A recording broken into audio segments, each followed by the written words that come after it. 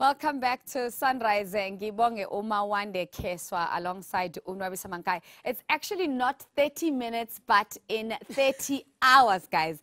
30 hours. That's how you can learn to read and write in 30 hours. And of course, Estelle is going to be with me. We're going to be going through what's going on our kitchen table here. And I'm quite excited with what we're going to be doing, Estelle. Thank you. Okay, so 30 hours it is? Yes. Okay, so so this can work for adults and children? Absolutely. Okay, so we're going to be chatting about that in a short while. As you can see, I feel like I'm back in the classroom, of course, being a student here. We'll get to... What are these? Plasticine. Okay. Modeling clay. Very colorful stuff. Okay, so link it to read. That's what we're going to be chatting about in a short while in the space of our book slot. This Tuesday, it's all about promoting literacy.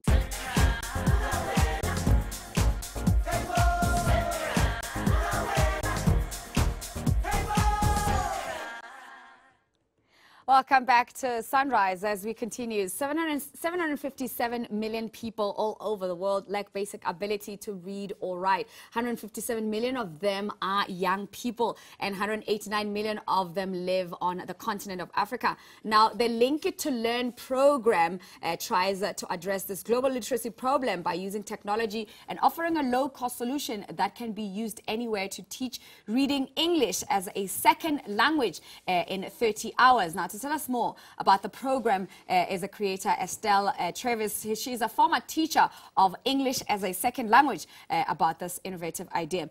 I think I'm very interested. Estelle, thanks very much for joining us this morning. My pleasure. Thank you. I think the key two things for me is that English as a second language and the 30 hours. So you've been a teacher for over 30 years. That's right. What is the difference of teaching English as a second language versus teaching English as a first language? The difference is that, first of all, English is a second language. First languages, like kids that would come from the States or from England, would be the content is not sufficient. It's not sufficient. They're already speaking the language. So the actual context and also the graphics. The graphics is very important because here in a kit like this you can teach them. So graphics is like the visual. The visual, but you can't give an adult a little baby duck or, you know, there are a lot of those aspects.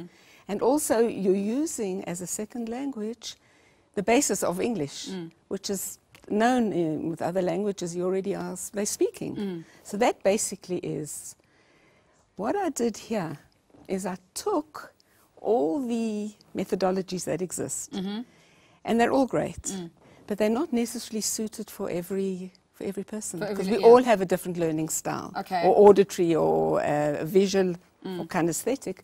And I incorporated everything into a box of games. It's literally a box of games. Okay.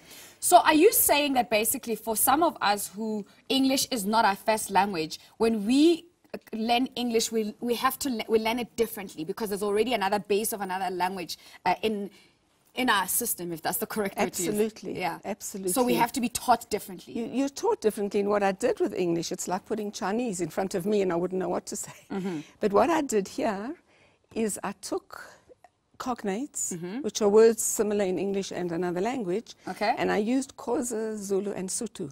And I found words like Ebola as ball.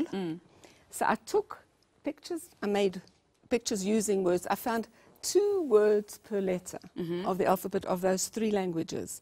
And I used that as my starting point, as a springboard.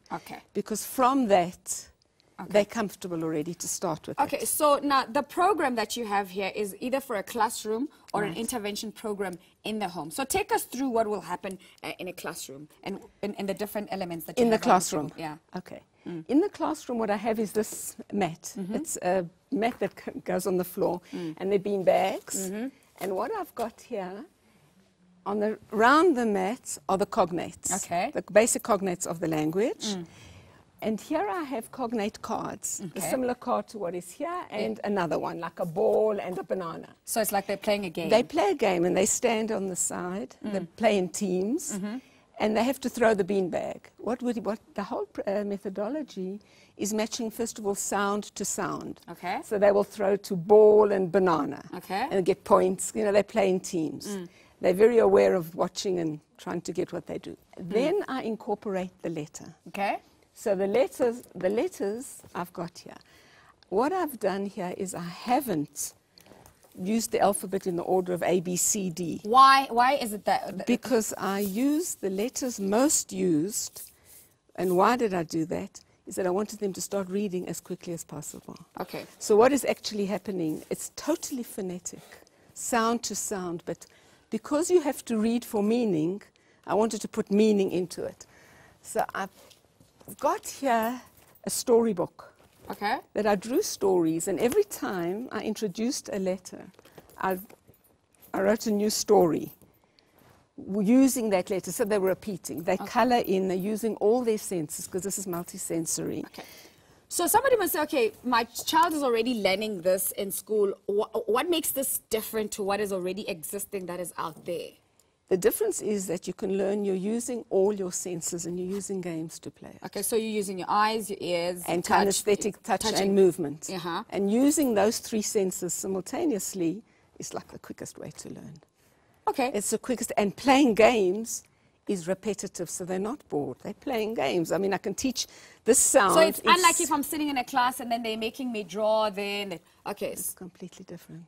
So how does it stimulate a child differently, or anyone who's trying to Because it's learn? fun.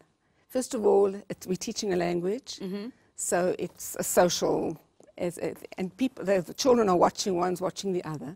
They're all these games. The whole methodology is actually based on 5 packs of cards, Okay. and 3 charts. These 3 charts. So let's have a look at those charts. These charts. Here you've got the ABC. First, I teach only the lowercase, which are all the cognates at the bottom. Then we teach them the A, B, C, D. Okay. Here I've got games where you only isolating the different vowel sounds. Okay. Okay. And then here, games to play with the short vowel sounds. Okay. So and these cards that I have here, I've got the cognate cards, I've got alphabet letters matching. These cards you can mix and match. You can play, so they can't get bored. You can play, and you want to enforce one sound, you can play it in 6 different ways. Okay, so you've been a teacher for over 30 years, and then as the numbers say for themselves, like young people, I mean, you in the age of SMS and WhatsApp and technology, it's a problem. Spelling errors are a big challenge. A lot of young people are coming out of matric, you know, they finish high school, but they say they can't put a sentence together. It's no longer just a saying. It's like it's what's happening, and they're struggling with some basic things. Are you saying that there's a way how they were taught previously that it's sort of like, I don't want to say handicapped them in a way? No. I do believe there are 2 ways to teach to read. One is phonetic. This is totally phonetic. The other one is whole language. When they learn, you memorize. You see a picture of a cat and the word cat and you memorize. But there's a limit to how much you can remember. And what I did here is I tried to even combine both methods, because the one method is a good method, but it's, as second language, it's almost impossible. Okay. Because you can't guess words, you can't guess. Okay. And that's why I did this storybook. So I'd like to have this either in my home, I'd like to have it in my school or my small reading group that I'm having for children. You know, is it accessible to the public? I mean, instead of buying a book to teach my kids to read, I guess I have to buy this. You know, at what cost does it come at? How do I find out more information about it?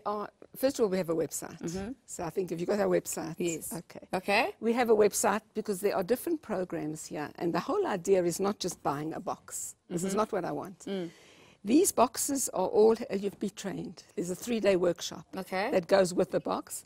And afterwards, we do monitoring. Okay. We monitor to be sure that everybody who takes a box, if they're teaching a class, they set up a private school, whatever they're doing with it. But they have to be monitored. Okay. This is one of the most important factors. So what's the website once again?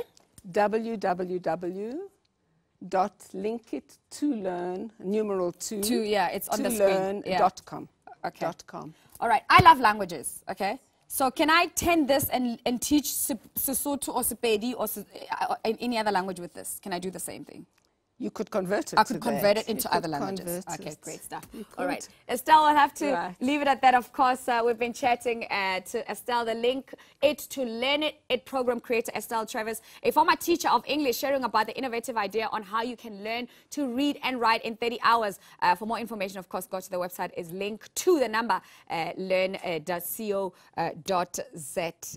Let's go learning. We're coming back with more after this. Stay with us.